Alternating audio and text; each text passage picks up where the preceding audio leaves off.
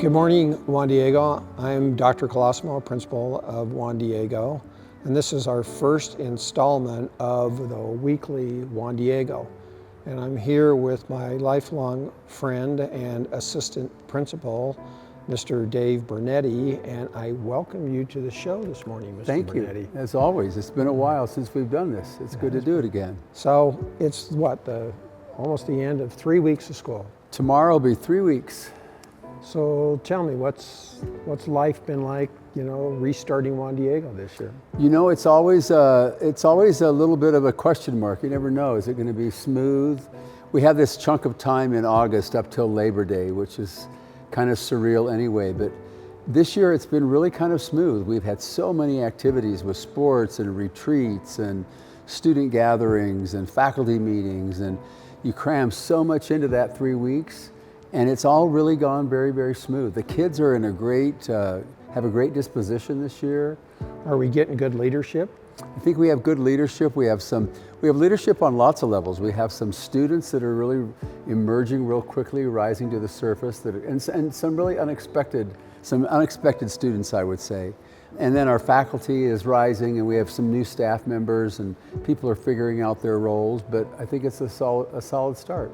Okay, that's great. We love that. But talk a little bit about the Juan Diego elephant in the room, which is known as traffic at 8 and 3 o'clock. So we have this thing called construction. And that construction for the second year in a row now has just created this traffic, maze. And it's really kind of great to see. The first day we were all thinking, oh my gosh, we've got to make all these plans, and all these plans were in place, and security guards and Draper PD and parent emails. And quite honestly, our parents rose to the surface, our kids rose to the surface. They kind of knew the drill kind of from settled last down, year. hasn't it? Yeah. And it really has become just this, we know we're going to get through it. I think actually we're going to start little by little in the next 30 days getting parking lots back, and new entrances will be open. So hopefully in 6 months it'll be back to normal. So all of this sacrifice with traffic is leading to what outcome? Why are we doing this? Well, I think it's really going to be one of the pivotal points in our school. The entire south entrance is being re-engineered, or has been re-engineered, to make it this focal point. When the campus was first designed, that there was the vision that the grotto and the center circle would be this really major traffic way. And quite honestly, it's the south entrance. So the design was made to make it more prominent. But also there's the black box theater, 8 new classrooms, a huge new building, which I think... So when you say black box theater, people don't quite get that. What is a black box theater? So we have the little theater, which was, could hold a couple hundred people. Then we go to the auditorium, which seats 1,500. We didn't have this space in between for 300, 400, 500. So a black box theater is basically a box, or it could be in the round. It's just a big black box where you can do theatrical productions, you can do concerts, you can do all kinds of things.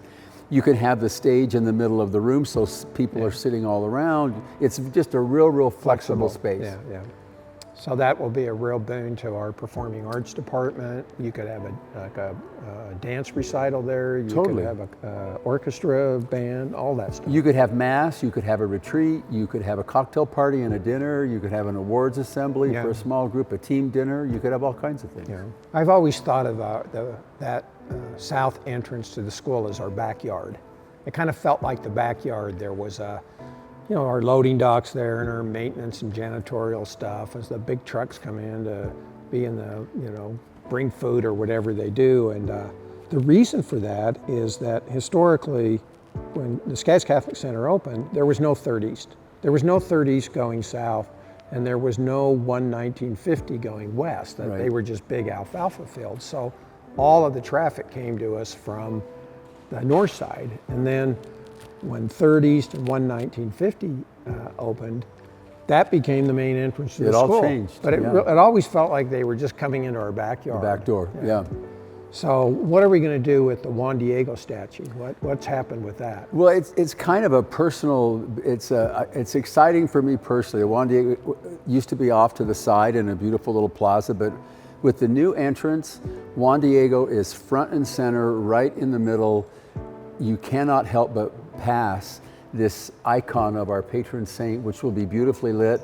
And he's going to be low to the ground. I hope it's in a place like so students can actually reach out and touch his arm or his foot, and he's going to be very, very prominent. Yeah. You will definitely know that we're a Catholic school. Yeah.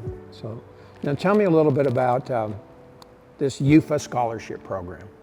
Or maybe I should tell you a little bit about it. What do you know about it? Well, I think what I know is that it's growing massively. We have a lot of parents that utilize it.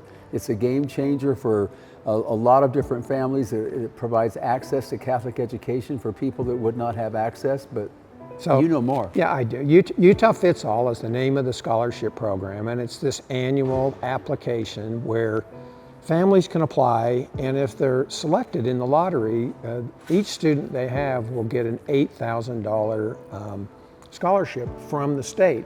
And once they receive that scholarship, they get it for as long as they stay in private schools. So if a kindergarten student gets the scholarship, that $8,000 will follow them all the way through the 12th grade. Wow.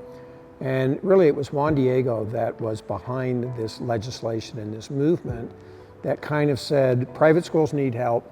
It's too expensive for families to pay the cost of tuition. And so we started this legislative work, and it turned into a law, and now we're in our second year. And I think at Juan Diego, the second year of the 675 students, there's something like 235 that got the scholarship. Wow. So about a third of our students are now on this UFA scholarship. And our goal is to make it so that every single student at the Skaggs Catholic Center and throughout all private schools in Utah will get this scholarship. Nice. And people think it's pie in the sky, but they also thought 4 years ago we would never ever be able to pass the law. And so we passed the law, and we started. It's on our second year, and what limits it right now from everybody getting it is that the legislature just doesn't have enough money for it. But as we get into it and they allocate more and more money, that's the goal, and we kind of hope that that will be a way for all families to come and be part of it. That's our motto, is that what is our motto at Juan Diego with the table thing? There should always be a seat for anyone at the table. Yeah. It's a metaphor for that everyone is welcome here. Yeah. And so it's one thing to say it, but then when you say at the same breath, yeah, you're all welcome here, but it's very expensive to pay the tuition, then it's hard to kind of walk through that philosophy. And so this is our attempt, it's Juan Diego's attempt, along with other partners in the state, to really make that dream a reality that says no child that wants to come to Juan Diego or any private school will be without a seat at the table. And so we're trying to kind of put the dollars behind that model. So you would recommend then for a family that's not on our campus, that for some reason they've always thought, I want to send my children to the Catholic school, to Juan Diego or to St. John's, you would recommend that they apply? When they go to our website and they apply, and the first thing they find out is the tuition, lots of times they just walk away dejected. And even if they don't get the UFA scholarship, there are ways to help them financially. So, because we really want to live by that motto that there ought to be a place at the table for everyone that would like to come here. And it's a dream, it's a work in progress, but we're hoping that within the next 2 or 3 years it becomes a total reality. Right now it's a 1/3 reality, and maybe next year it's a 1/2 reality, but wouldn't it be great if one day every single student could come with that scholarship? Oh, totally. Yeah. And so the scholarship application is still open. Parents can still apply now? It's not, no. So it's an annual process, and portal just closed and the scholarships were awarded. It will reopen in March, the 1st of March, for the next academic year. Got it. People that are considering coming here should be ready to apply, and our current families should line up. A lot of our families got the scholarship this year. That's exciting news. Hopefully come March we can get everyone to apply. And I think the future is bright. Yeah. It's a great way to end it. Well, thank you everybody. That's our weekly Juan Diego, episode number 1 for the 2025-26 school year. Hope to see you back here sometime soon. And we need to come up with a signing off slogan. We'll think of that for the next time. We'll think of that for the next one. What did we used to say about that? What was it?